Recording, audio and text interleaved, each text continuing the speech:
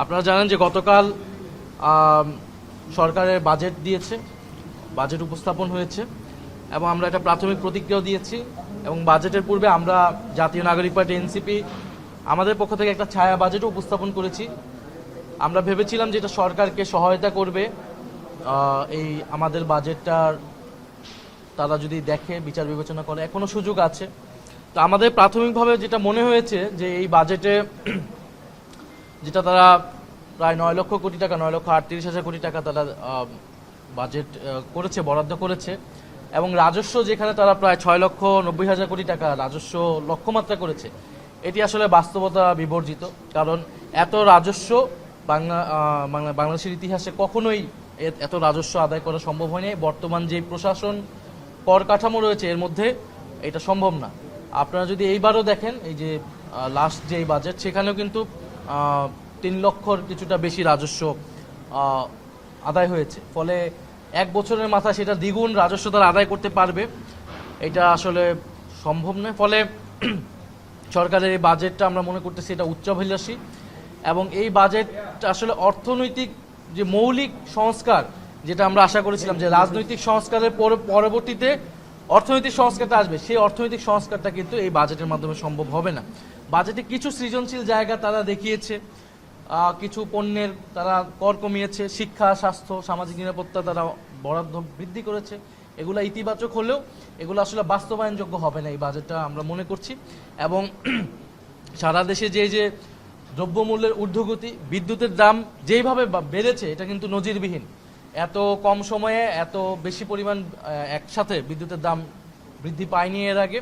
এবং আমাদের আগামীকাল এই চট্টগ্রামে 11 দলীয় জোটের মহাসমাবেশ, চট্টগ্রাম বিভাগীয় সমাবেশ, সেখানে কিন্তু গণভোটের যে রায়, সেই রায় অনুযায়ী সংস্কার বাস্তবায়ন এবং দ্রব্যমূল্যের দাম ঊর্ধ্বগতি যেটা, সেটা লাগাম ধরে টানার জন্যই কিন্তু আমাদের এই দাবিতে আমরা প্রত্যেকটা বিভাগে 11 দলীয় জোট প্রোগ্রাম করছি। আমাদের এই পুরা মাস জুড়েই সংসদ এবং সংসদের বাইরে এই অর্থনৈতিক বিষয় নিয়ে কথাবার্তা হবে, আমরা কর্মসূচি চালাবো। এবং সবচেয়ে গুরুত্বপূর্ণ যে দুর্নীতি, এই বাজেট কিভাবে দুর্নীতি বন্ধ করবে। বড় বাজেট মানে সেটাকে কিন্তু বড় দুর্নীতি করারও সুযোগ থাকে।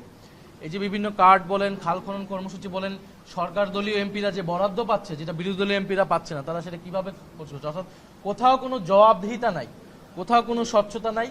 এবং অর্থমন্ত্রীর পুরো বক্তব্যে আপনারা কিন্তু পাবেন না যে কিভাবে যে ঋণ খেলাপিদের টাকা তারা ফেরত নিবে, পাবেন না যে লুটেরা যারা গোষ্ঠী ছিল আওয়ামী আমলে, সেই টাকা কিভাবে তারা আদায় করবে, তাদের বিচার কিভাবে নিশ্চিত করবে, পাচারকৃত টাকা কিভাবে তারা আনবে।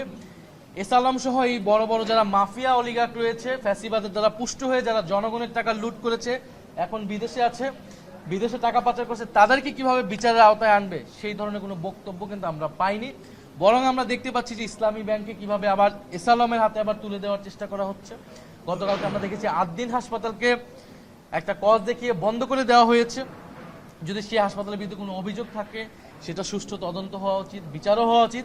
কিন্তু আমরা দেখতে পাচ্ছি সরকার একটা রাজনৈতিক প্রতিহিংসার জায়গা থেকে জামাত বলেন, 11 দলীয় জোট বলেন, তাদেরকে এক ধরনের কোণঠাসা করার চেষ্টা করছে এবং বিভিন্ন প্রতিষ্ঠানের উপরে আঘাত আনছে। যেখানে আমাদের প্রতিষ্ঠান তৈরি করার কথা, বাংলাদেশে এমনিই প্রতিষ্ঠান নাই, ব্যাংকিং ব্যবস্থা যেই নাজুক খাতে পরিণত হয়েছে, এখন যদি 3 কোটি গ্রাহক বা আমানতকারী যদি ইসলামী ব্যাংক থেকে মুখ ফিরিয়ে নেয়, এটা কিন্তু অন্য ব্যাংকের উপর এই প্রভাবটা পড়বে।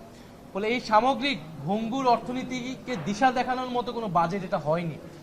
ফলে সেই জায়গা থেকে আমাদের এই সমালোচনাগুলো থাকবে। একই সাথে আমরা শুধু সমালোচনাই করছি, আমরা কিন্তু প্রস্তাবনাও দিচ্ছি। আমাদের এটা বাজেট সেই প্রস্তাবনার অংশ এবং সংসদে এবং সংসদের বাইরে আমরা সেই কথাগুলো অব্যাহতভাবে বলে যাব। এবং আগামীকাল সমাবেশ সফল হবে। 11 দলীয় জোটে যারা চট্টগ্রাম বিভাগীয়, যারা এনসিপি সহ সকল দলের নেতাকর্মীরা সবাই সম্মিলিতভাবে উপস্থিত হবে এবং আমরা আশা করব সরকার আমাদের কথাগুলো শুনবে এবং দ্রুত জুলাই মাসও আসতেছে, যে জুলাই সনদ অনুযায়ী যে সংস্কার এবং গণভোটের রায় অনুযায়ী যে সংস্কার, সেই সংস্কারগুলো যাতে সরকার অবিলম্বে। একটা সন্ত্রাসবাদী সংগঠন, তারা নিষিদ্ধ হয়েছে বিচারের মাধ্যমে, ট্রাইব্যুনালের বিচারের মাধ্যমে দলগতভাবে তাদের বিচার করা হবে এবং এখন সংসদে কিন্তু এটা আইনগত নিষিদ্ধ রয়েছে। প্রশাসন যদি এটা কার্যকর ব্যবস্থা না নেয়, এবং আমরা বিভিন্ন মিডিয়াতেও দেখছি এক ধরনের উস্কানি বা তাদের বক্তব্য প্রচারণা করার চেষ্টা করছে, সেটাও কিন্তু আইনগতভাবে আসলে আইন লঙ্ঘন করা এক ধরনের। ফলে সেটা সরকার দেখবে, প্রশাসন দেখবে আমরা মনে করি। এবং আমরা যেহেতু চট্টগ্রামে এসেছি, চট্টগ্রামের কথা আমরা বলতে চাই যে চট্টগ্রামে যে আপনারা দেখছেন যে বৃষ্টি হচ্ছে, চট্টগ্রামে জলাবদ্ধতা অত্যন্ত একটা গুরুত্বপূর্ণ সমস্যা। একটু বৃষ্টি হলেই পুরো চট্টগ্রাম শহর জলাবদ্ধতা হয় এবং এখানকার নগরবাসী একটা ভোগান্তিতে পড়ে। ফলে চট্টগ্রামের সিটি কর্পোরেশন, চট্টগ্রামে যারা প্রশাসন রয়েছে তাদের প্রতি আমাদের আহ্বান থাকবে যে এই চট্টগ্রামের জলাবদ্ধতা দূরীকরণে যাতে তারা উপযুক্ত ব্যবস্থা নেয়।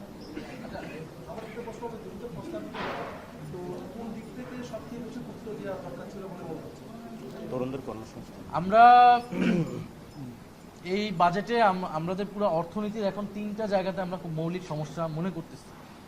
একটা হচ্ছে ব্যাংকিং খাত, ফলে ব্যাংকিং খাতে যে নাজুক অবস্থা সেখান থেকে কিভাবে আমরা উত্তরণটা করতে পারি। দ্বিতীয় হচ্ছে আমাদের জ্বালানি বিদ্যুৎ খাত, আর বিদ্যুতের যেই অসম চুক্তিগুলো হয়েছে এগুলো নিয়ে কিন্তু অর্থমন্ত্রীর বক্তব্যে আপনারা কিছু পাবেন না। উনি যদিও বলেছে ক্যাপাসিটি চার্জের কথা, কিন্তু সেখান থেকে উত্তরণের কথা উনি বলেননি। আর তৃতীয় হচ্ছে কর্মসংস্থান, তরুণদের জন্য কর্মসংস্থান, জব ক্রিয়েশন কিভাবে হবে। আপনি দেখেন যে এই বাজেটটা যেহেতু একটা ঘাটতি হবে প্রচুর পরিমাণে, ফলে এই ঘাটতি পূরণ করতে হলে সরকারকে ঋণ নিতে হবে বিদেশ থেকে এবং দেশীয় ব্যাংক থেকে। দেশের ব্যাংক থেকে যদি সরকারি ঋণ নেয় এত পরিমাণে, তাহলে বেসরকারি খাতে ঋণ কমে যাবে। বেসরকারি খাতে ঋণ যদি কমে যায়, বিনিয়োগ কমে যাবে এবং কর্মসংস্থান কিন্তু সংকুচিত হবে। ফলে তরুণদের কর্মসংস্থান এবং এই যে ব্যাংকিং খাতের যে লুটপাট, নাজুক অবস্থা থেকে কিভাবে উত্তরণ, এইটা আমরা মনে করি এই বাজেটে আসলে অনুপস্থিত রয়েছে।